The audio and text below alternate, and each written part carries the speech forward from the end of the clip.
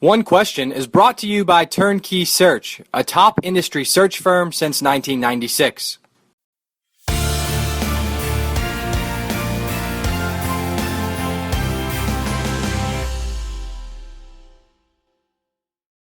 Okay, John, I want to jump right in, and this is a really neat conversation since we're really tagging along the part two of your conversation with Larry Scott about kind of the state of the Pac-12, which is in today's D1 ticker.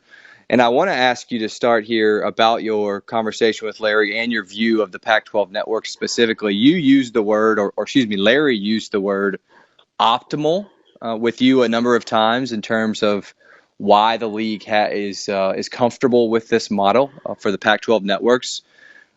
I want to ask, what is the optimal outcome, near term and long term, for the Pac-12 networks? Larry used optimal in a different way. I'm asking you optimal in this sense.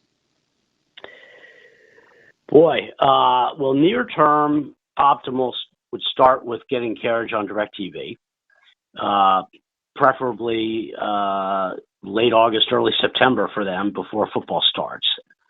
And I think that this is going to be, every year people out here anticipate, are they going to get DirectTV or are they not? This, to me, is basically the line in the sand because the conference has a sweeping agreement with AT&T. It's more than just carriage on UVerse. It's sponsorship, it's equipment, and there's 2 years left on that deal with AT&T.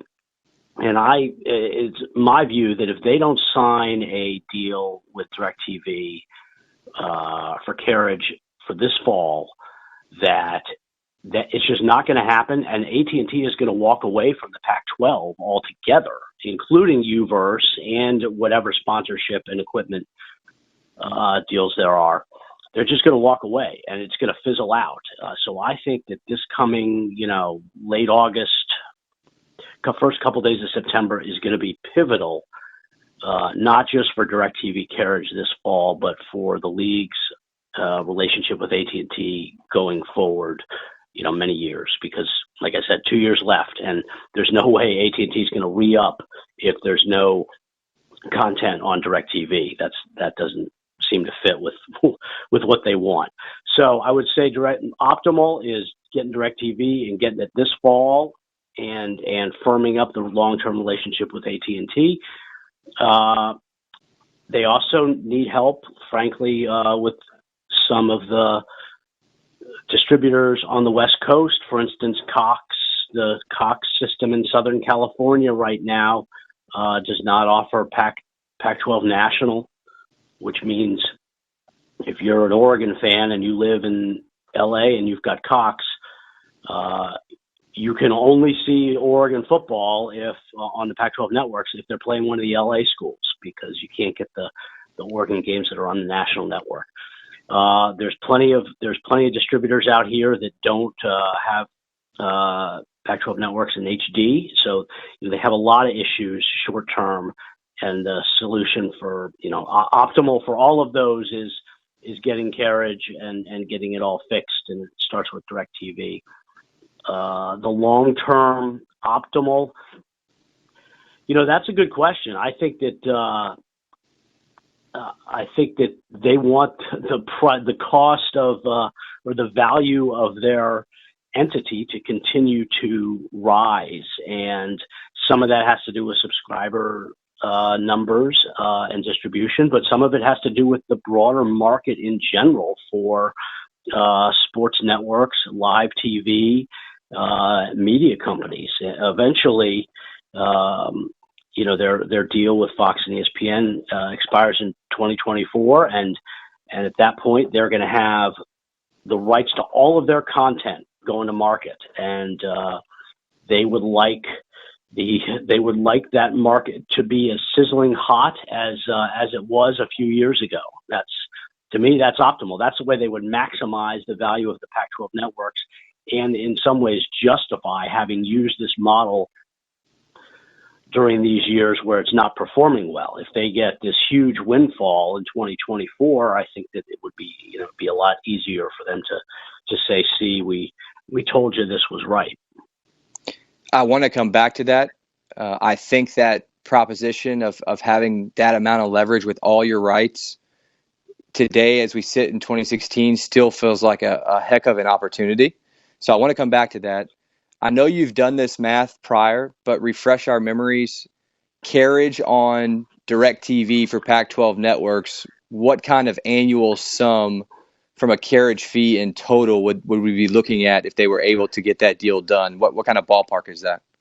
Well, I've done it kind of back of the envelope math, and it ultimately will depend on the subscriber fee, right? And most of their, or all of their current distributors are paying 80 cents roughly per sub in market, and DirectTV does not want to pay that, and that's been the big stumbling block. They don't think it's worth it, and I don't know exactly what DirectTV's last offer was for, but they certainly I don't see.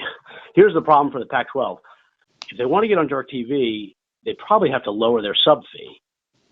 If they lower their sub fee for DirectTV, they got to lower it for everybody else, because that's the way they have their contracts written. So signing with DirectTV for 60 cents per sub would change the business model for everybody, and it would undermine their revenue stream.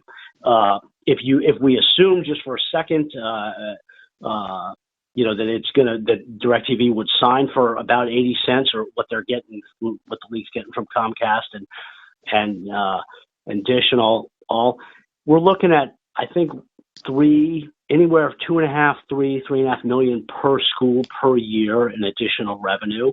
Not insignificant by any stretch, and that would bump up the Pac-12 Network distribution figures to the range that a lot of schools had kind of anticipated, and some schools had even budgeted for. But they're still going to be lagging in revenue behind the SEC and Big Ten schools for sure, because that would only get them up. If you add 3.5 million from DirectTV, that would only get them up to, close to 5, right in there, and that would still be lagging. Now, if they get DirectTV, maybe that would help them with Charter. Charter's kind of moved basically in lockstep with DirectTV for the last few years with the Pac-12 Network. So, I don't know how much more the Charter situation would add to the bottom line, but we're looking $3 million, give or take, per school per year, I think. And that's if it's right about 80 cents per sub, but it may not be. And if it's not, then you've got to rework the math for all of their partners, and that's the big stumbling block for them. Right. So let's finish on that line real quick. What's your level of confidence that a deal gets done with DirectTV? Less than 50-50. I think at this point, given that they were so far apart last September, and that nothing has changed, you would think that if they were going to get it done, it would have been on the heels of the DirectTV, the AT&T takeover of DirectTV, with the momentum from that and the relationships that the league has with AT&T. You'd figure if it was going to get done, it was going to get done last September. So and now it's been another year, and DirectTV doesn't have Pac-12 networks, and DirecTV's doing just fine, and AT&T's doing just fine. So I think there's probably even less motivation for AT&T to move to the other side of the fence and meet the league halfway, or a little bit more than halfway. So I don't have a whole lot of confidence at this point that it's going to get done, frankly. And again, they were so far apart last September. I mean, Larry Scott took AT&T's final offer to the schools, and they rejected it 11-0. Washington State abstained because they did not have an acting president, or the president had passed away, and so they abstained. But every other school rejected the offer, and I don't know how or why AT&T would come back from there with a deal that was so much better for the league. I just don't see what AT&T's motivation is for that right now, frankly. And like I said, if they don't get this deal done, then you have to wonder about the long-term partnership. You did a calculation towards the end of this piece about a valuation of the Pac-12 networks, a 7x on on current revenue. I failed pre-algebra, so nobody should take that seriously. Regardless, my question is, it does seem the long-term nature of this play is being led by the conference CEOs, the presidents and chancellors. You arrived at this number of if they sold 50% at the current valuation, again, of the calculation you did, at $115 million of annual revenue at a 7x, that we'd arrive at this calculation of $33 million per school. My question specifically is in regards to if that were to happen in any capacity, no matter the valuation or the percentage of sale, do you have a sense of that total number for each institution, how that would be split between the institutional side of the campus and athletics specifically? It's a great question, and I have no idea.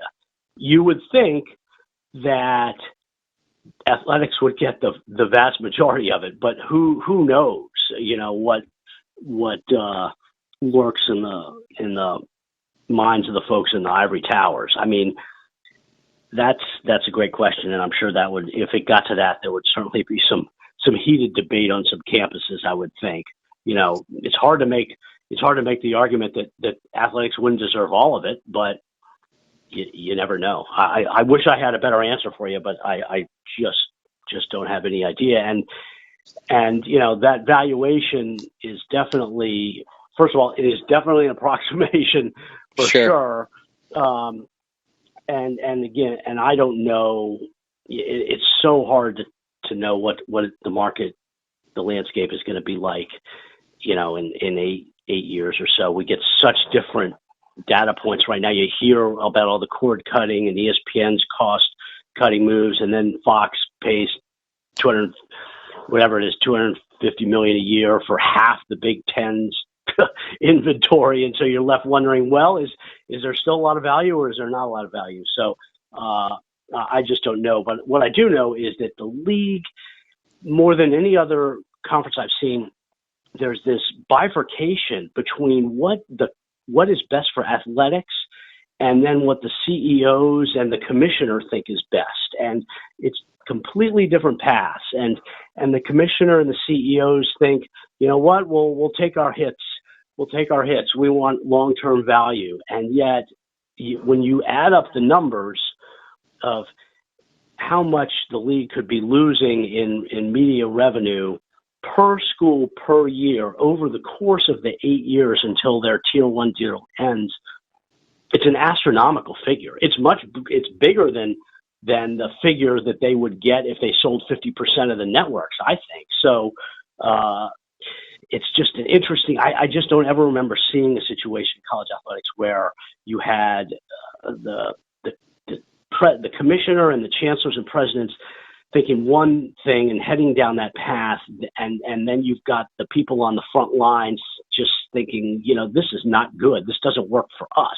They should all be working together, and it just doesn't seem like that's the case. But that's just my sense of it. I don't know. I'm not in the meetings, so.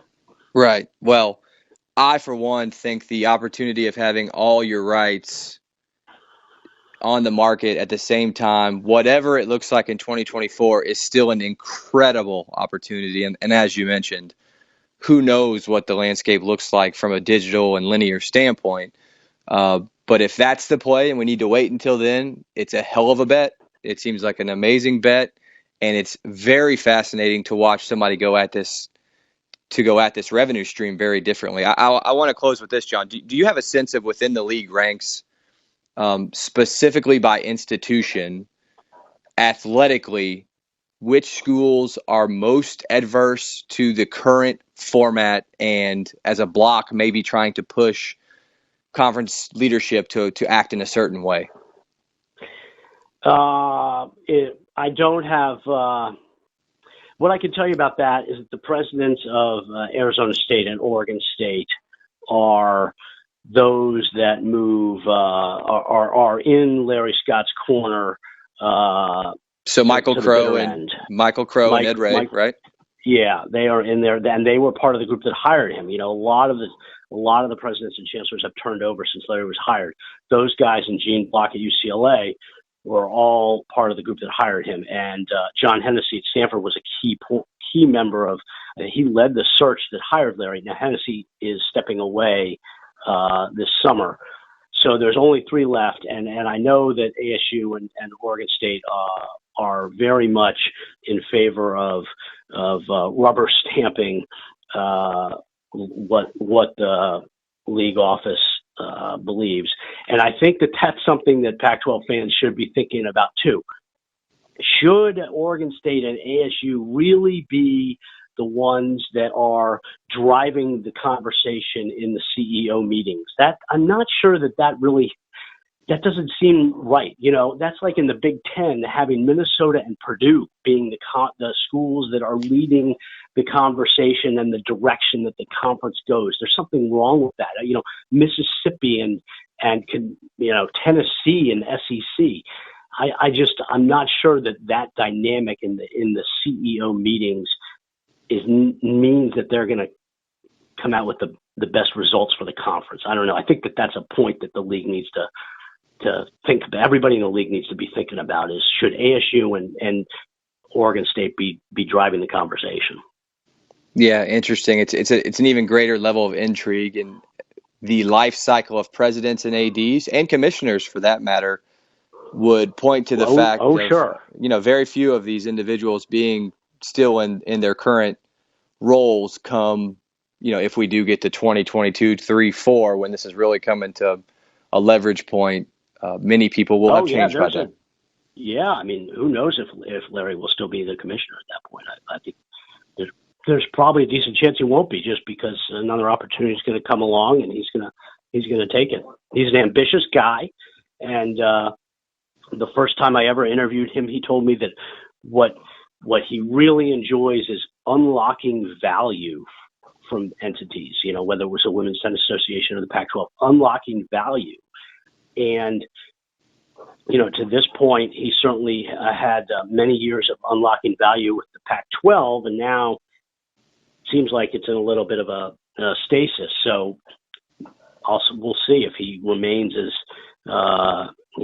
if he remains on until the next round of negotiations. That's 8 years. That's a long time. You're right. Thanks, John. And if you're listening to this interview and you haven't read John's piece yet that came out yesterday, it's in the top few entries of D1 Ticker. There's also a link within the article to the first part of John's conversation with Larry Scott about the Asia and Pacific Rim Initiative. All good stuff. Appreciate the time, John. I know you're on vacation, so we very much appreciate you stepping away. Hey, thank you very much for having me. You got it. And that's today's One Question, brought to you by Turnkey Search, a top industry search firm since 1996. One Question is designed to give D1 Ticker subscribers valuable insights on how executive leaders in college athletics think about key issues on their respective campuses, in their departments, or within their leagues and conferences. One Question is brought to you by Turnkey Search, a top industry search firm since 1996.